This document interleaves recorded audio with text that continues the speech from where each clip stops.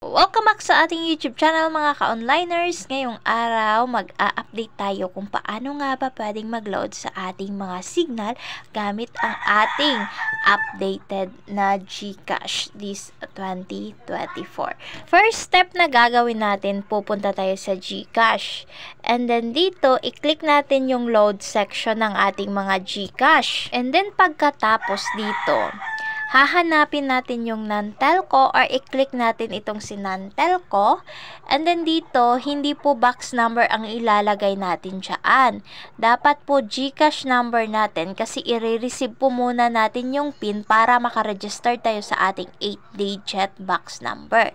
Then, i-click natin yung next kapag nalagay na yung ating GCash number. Then, dito naman, i-swipe nating pagilid and then i-click natin si PayTV.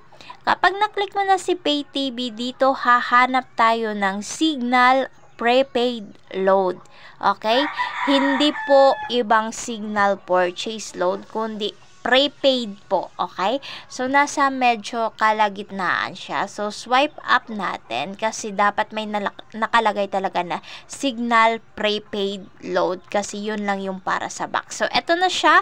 May Signal Prepaid 1,000 and then ito yung ating gagamitin. Signal Prepaid Load 200. Laging tatandaan, walang iba kundi yung prepaid load lang talaga. Then, i-click natin yung buy now kapag nakapili ka na ng prepaid load, either 200, 300, 400, ibang amount, pwede yun. And then, dito babayaran natin siya. So, i-click natin itong pay 200 and then automatic na ito na masasend sa atin yung PIN. So, eto na, nag-text na si GCash. So, bubuksan natin. So, dito nakalakip sa text ni GCash na naka-purchase tayo ng Signal Prepaid Load 200. Ika-copy lang natin itong PIN and then pupunta tayo sa Chrome para i-load sa ating mga web loading tool. So, ngayon, click natin si Chrome.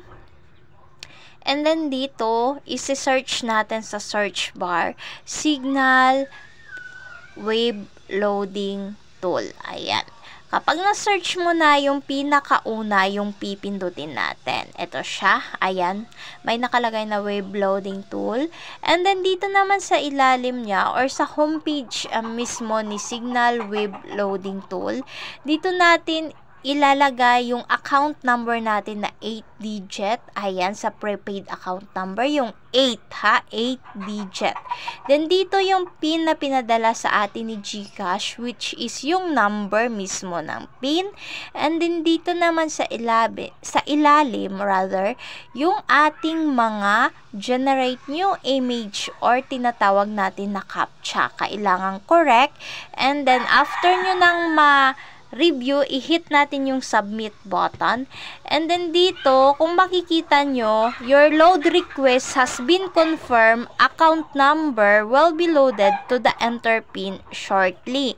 So, ibig sabihin yan mga ka-onliners, mag-aantay lang tayo ng 30 minutes bago pumasok yung ating mga load sa ating signal box and sa ating mga TV.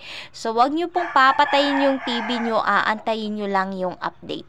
Sana nasa 10 minutes pa lang pasok na agad. So, dito lang muna and see you sa next nating video.